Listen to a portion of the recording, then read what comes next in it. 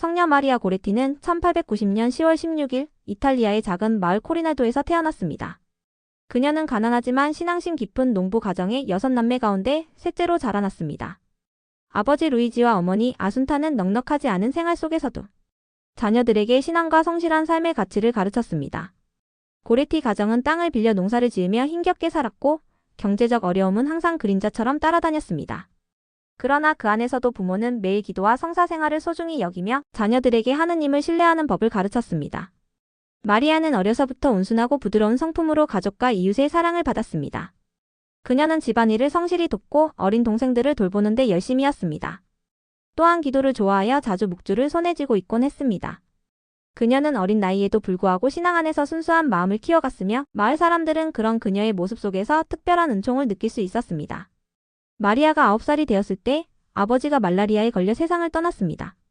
가장을 잃은 가정은 극심한 가난에 시달렸고 어머니 아순타는 홀로 아이들을 책임져야 했습니다. 이때부터 마리아는 어린 나이에도 불구하고 더욱 성숙한 책임감을 지니게 되었습니다.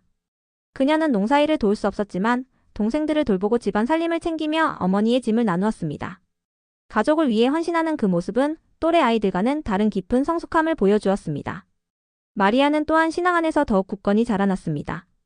그녀는 미사에 빠지지 않고 참여하였고 고해 성사와 영성체를 소중히 여겼습니다. 성체를 모실 때마다 눈물이 그렁그렁할 정도로 깊은 경건함을 보였다고 전해집니다. 그녀에게 있어 신앙은 단순한 가르침이 아니라 삶의 중심이었고 매일의 기도는 숨과 같았습니다. 가난과 어려움 속에서도 그녀는 하느님께 대한 신뢰를 잃지 않았습니다. 성녀 마리아 고레티의 성장 과정은 평범해 보이지만 그 안에 특별한 빛이 있었습니다. 그녀는 가난 속에서도 불평하지 않았고 사랑과 기도를 통해 하루하루를 충실히 살았습니다. 그 순결한 마음과 깊은 신앙은 훗날 그녀가 가장 극적인 순간에도 믿음을 지키고 용서의 모범을 보일 수 있었던 토대가 되었습니다. 성녀 마리아 고레티의 삶에서 가장 뚜렷하게 드러나는 소명은 순결을 지키며 하느님께 자신을 봉헌하는 삶이었습니다. 그녀는 어린 나이에도 불구하고 자신의 몸과 영혼이 하느님께 속한 것임을 분명히 이해하고 있었습니다. 주변 이웃들은 그녀를 평범한 농가의 소녀로 보았지만 마리아의 내면에는 하느님을 향한 강한 사랑과 믿음이 자리하고 있었습니다. 그녀는 매일의 기도와 묵주 기도를 통해 자신을 주님께 봉헌하였고 작은 행동 하나에도 정직함과 순결을 지키려 애썼습니다. 마리아의 집안은 아버지의 죽음 이후 이웃 세레나렐리 가문과 같은 집을 나누어 사용하며 살아야 했습니다. 이웃집 아들 알레산드로 세레나렐리는 점점 마리아에게 부적절한 관심을 보이기 시작했습니다. 그는 마리아를 유혹하려 하였으나 마리아는 단호하게 거절했습니다. 그녀는 아직 12살에 불과했지만 마음속에서 분명한 결심을 가지고 있었습니다. 나는 하느님 앞에서 죄를 지을 수 없습니다. 차라리 죽는 한이 있어도 순결을 잃지 않겠습니다. 이 고백은 단순한 두려움이 아니라 하느님께 자신을 바치겠다는 신앙적 결단이었습니다. 알레산드로는 집요하게 마리아를 괴롭혔습니다. 그러나 그녀는 언제나 기도하며 용기를 냈습니다. 그때마다 마리아는 어머니 아순타를 도와 집안일을 돌보고 동생들을 돌보며 평범한 일상 속에서 신앙을 지켜나갔습니다. 그녀의 소명은 특별한 사명을 맡은 수도자나 선교사가 되는 것이 아니었습니다. 오히려 일상의 자리에서 하느님을 향한 순결한 사랑을 끝까지 지켜내는 것이었습니다. 결국 마리아는 자신의 신앙적 결단을 실제 삶 속에서 가장 극적으로 드러내게 되었습니다. 알레산드로가 그녀에게 폭력을 가하며 죄에 빠뜨리려 했을 때 마리아는 단호하게 거절했습니다. 그녀는 큰 위험을 알면서도 하느님 앞에서 순결을 잃지 않겠다는 소명을 끝까지 지켰습니다. 이 결단은 단순히 개인의 고집이 아니라 어린 영혼이 하느님께 자신을 온전히 맡긴 믿음의 증언이었습니다. 마리아의 소명은 죽음의 위협 앞에서도 빛났습니다. 그녀는 차라리 생명을 잃을지언정 죄를 짓지 않겠다고 고백했습니다. 이 믿음의 결단은 훗날 그녀가 순교의 길을 걷게 되는 직접적인 이유가 되었습니다. 그러나 바로 그 결단 덕분에 그녀는 세상 앞에서 순결과 신앙의 증인으로 기억되게 되었습니다. 성녀 마리아 고레티의 삶은 우리에게 중요한 사실을 일깨워줍니다. 소명은 거창한 사역이나 특별한 지위에서만 드러나는 것이 아닙니다. 때로는 일상의 작은 선택에서 또 순결과 신앙을 지키려는 조용한 결심 속에서 드러납니다. 마리아는 어린 나이에도 불구하고 그 소명을 충실히 살았고 결국 교회 안에서 영원히 빛나는 증인이 되었습니다. 성녀 마리아 고레티의 삶에서 가장 잘 알려진 사건은 그녀가 단순히 12살의 어린 소녀였을 때 일어났습니다. 1902년 여름 마리아의 가정은 여전히 세레나렐리 가문과 같은 집을 나누어 살고 있었습니다. 그 집안의 아들 알레산드로는 몇 차례에 걸쳐 마리아를 괴롭히며 죄를 강요하려 했습니다. 그러나 마리아는 언제나 단호히 거절했습니다. 그녀는 하느님께 죄를 짓는 일은 결코 할 수 없습니다. 차라리 죽는 한이 있어도 순결을 잃지 않겠습니다. 라고 고백하며 자신이 지켜야 할 신앙과 순결을 끝까지 붙들었습니다. 그러나 알레산드로는 끝내 분노를 억누르지 못하고 극단적인 범행을 저질렀습니다. 그는 마리아를 강제로 제압하려 했고 소녀가 거부하자 칼을 들어 그녀를 여러 차례 찔렀습니다. 당시 12살의 연약한 몸은 깊은 상처로 고통을 겪어야 했습니다. 피투성이가 된 마리아는 급히 인근 병원으로 옮겨졌지만 상처는 너무 심각했습니다. 죽음을 앞둔 상황에서도 마리아는 놀라운 태도를 보였습니다. 그녀는 자신을 공격한 알레산드로를 끝까지 용서했습니다. 의식이 남아있는 동안 어머니와 신부에게 나는 그를 용서합니다. 나도 천국에서 그와 함께 있기를 원합니다. 라고 말했습니다. 이 용서의 말은 주변 사람들에게 깊은 충격을 주었습니다. 12살의 소녀가 죽음을 앞두고 자신을 해친 이를 용서한다는 것은 인간의 힘으로는 설명하기 어려운 일이었습니다. 그것은 오직 신앙에서 비롯된 은총의 결실이었습니다. 1902년 7월 6일 마리아는 병원에서 평화롭게 숨을 거두었습니다.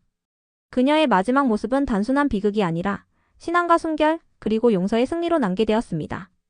그녀의 장례식에는 많은 마을 사람들이 참석했으며 모두가 그 어린 소녀의 용기와 신앙의 깊은 감동을 받았습니다. 이 사건 이후 알레산드로는 체포되어 장기간 수감되었습니다.